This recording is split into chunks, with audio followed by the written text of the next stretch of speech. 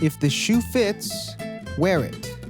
Now, this isn't actually a metaphor or a proverb or whatever. It's actually just consumerist propaganda by Martin Margiela himself to get you to spend 1,300 United States dollars to buy a pair of these big toe bangers right here. But unlucky for him, I'm a middle-class intellectual and I can't afford to fall for those tricks. I also can't afford. Yet. This video is sponsored by Honey. Some of you might have fallen for these tricks and own a pair of tabbies, and some of you might have fallen for other tricks, like buying the ALD 550s and pretending that they're not just the post-pandemic RAF stand. So today, it's been a while. New shoes have taken over the meta, so I think it's time for a long overdue update on what your shoes say about you. All right, so while we're here, we're just gonna talk about them already. Tabbies, man, they are everywhere. Fun fact, these aren't even a new silhouette, which a lot of people might think. These were actually in the first Margiela runway show back all the way in spring-summer 1989. It's a concept that predates most of us even watching this video, which is pretty cool. But shouts out to my senior citizen viewers though. You guys will get 5% off when I launch my brand. If you can even remember that. Anyways, the shoes are old, and for whatever reason, they're taking over now. But where was this energy with the Vibram 5 fingers, though? I bet if Martin were designing now, I don't think it would be far-fetched to say that this collab might have happened, maybe. From Tab I to Tab I V.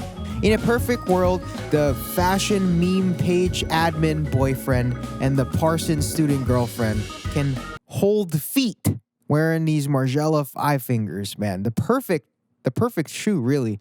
But this doesn't exist. So the closest thing we have is probably someone hitting a vape from the between the toes. Now, if you got these, you probably have a decent passion for fashion, as you kind of have to meticulously style them. Also, you probably have some balls stepping out of the house in these, considering that iPhones record in 4K 60 now, and that cyberbullying is a national pastime. But don't mind the haters, guys. They're just projecting, They're just mad that they can't style these things like you can. I should be the first to know. I wore heels for a week to show people that you can get confident wearing anything and show the process. But by the end of it, all I did was find out that I was actually just gay.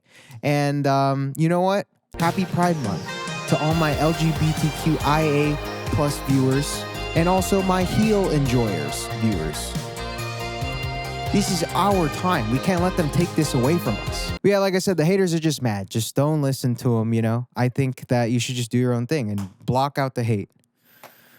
Anyways, look at this loser paying more to get less shoes. Can't believe you would do that in this economy. Not only that, plus you gotta buy special socks to wear them, which is that's even more money just to wear the less shoe. And also, that is like the same energy as when you have to buy a dongle for your phone or something. I don't know how, but this is it's the same vibe. Gotta do more to get the same result plus less money.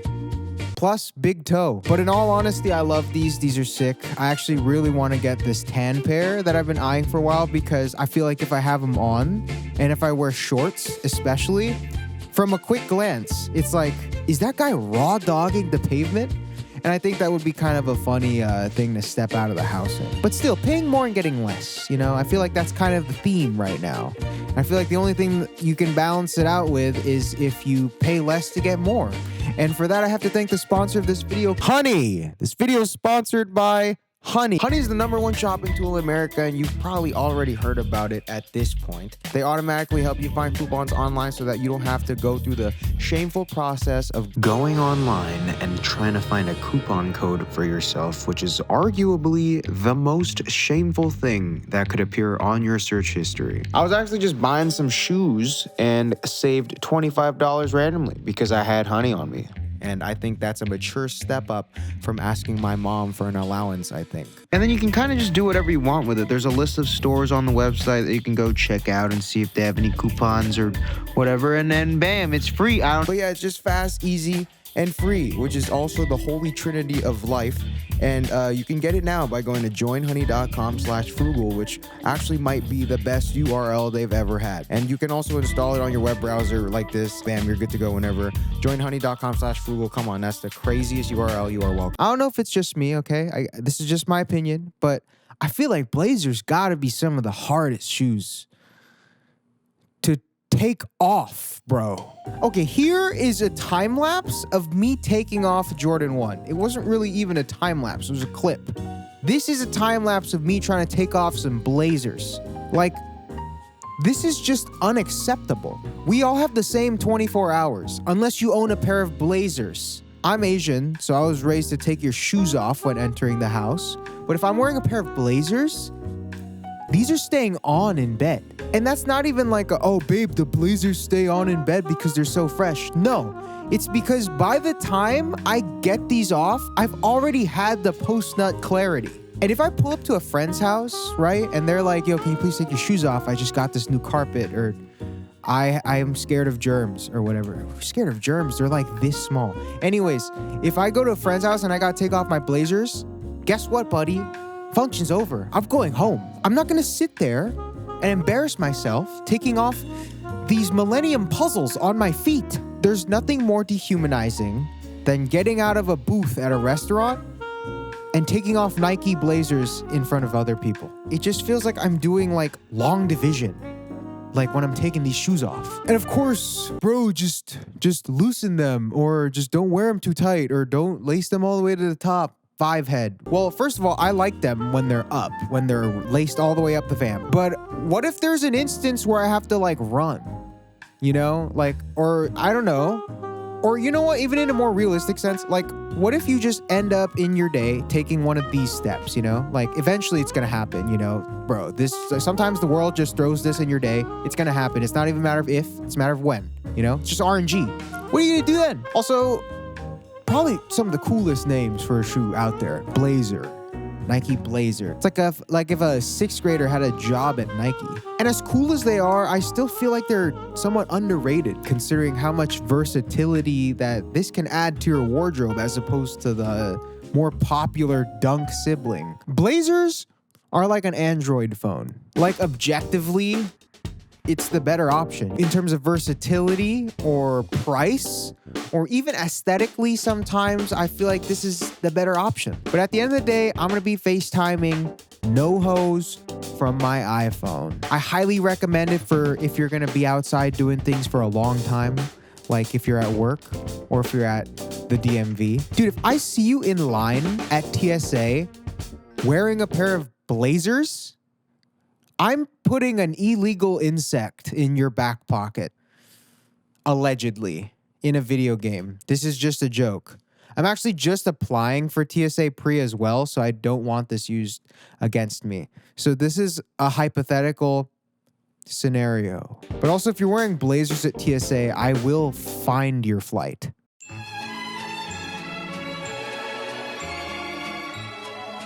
Another annoying ass shoe that you see at both TSA and house parties is docks.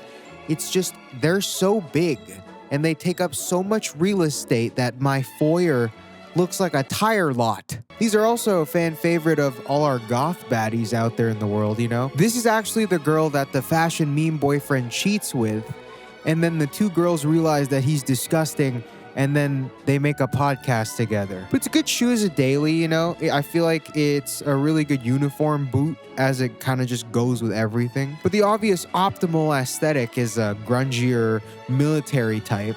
Nothing justifies wearing combat boots like a trip to Starbucks. Docks have also kind of held the same notoriety for like 65 years now. Just known for their rugged and durable presentation with a soft, cushiony sole. It's also kind of a metaphor for a lot of you that have tattoos and piercings and wear milsurp while blasting the 1975 from your AirPods. I have a pair and I love them, you know. I personally also kind of just try to pick a different boot most of the time unless it really calls for the occasion to wear docks, because I have a mullet, I have a nose piercing, I have tattoos, I have a podcast, and I live in Brooklyn. Once I put on a pair of Docs, I subject myself to first-class character assassination. It's just suicide through the Brooklyn Wojak starter kit. Also, I forgot the Rick Owens ones. This also kind of blends together the goth baddies and the fashion and the art students of the... Actually, they're almost kind of the same person anyways. But if you're wearing these, bro, just admit it. Your investment flopped. But Docs, being a far cry from their alt status, are still a pretty friendly shoe to get into. Black boots, as versatile as they are, can be pretty intimidating to intro to, just considering how many damn options there are. And I think Docs are a pretty good starting point. Dude, just buy it. Flight information. Don't you just need my name? I just booked a flight midway through filming. Anyways, this is what it feels like to wear Docs. But yeah, back to character assassination. Our next shoe is the 550s. These were burning red hot a couple months ago, but I feel like it has slowly cooled down a bit. I feel like when the Jack Harlow album dropped, it kind of tanked the stock, but that's just my theory. Also, you can only watch so many get ready with me TikToks with First Class playing in the background and the 550s being the centerpiece of, dude, you guys, do you guys have a group chat? Is there a club for this? For all of you guys that go to coffee shops in 550s? It's not even really the shoe at this point. It's just the shoe's associated with the thought of that song. And now my thoughts throughout the day just sound like this. I've been throw up the sex in But I feel like I've kind of said everything I wanted to say about these shoes in the last video. And just like people that wear 550s, I haven't come up with anything new. But again, I still like the shoe. I think it's a cool silhouette. And if you like them too and you want to show off the way you want to style them, feel free to use this audio in your next TikTok or Instagram reel or something. I've been throw up the sex in If we have spoken in person in the past 2 months, I have thought of this sound at least once during our conversation. This is my contribution to the world for the month of June. All right, lastly, we got the reverse 550, which is the Crocs / Birkenstock enjoyer. Now, what do I mean reverse 550? So the 550s, right? I feel like I kind of get a 9-to-5 vibe, just someone with a stable job, just some regular person, you know, just a very obvious person, a very predictable person, kind of. This is no shade, by the way. Like, I mean this in a sense that is the vibe. But the Crocs and Birkenstocks people, it's like you gotta be careful who you trust, you know?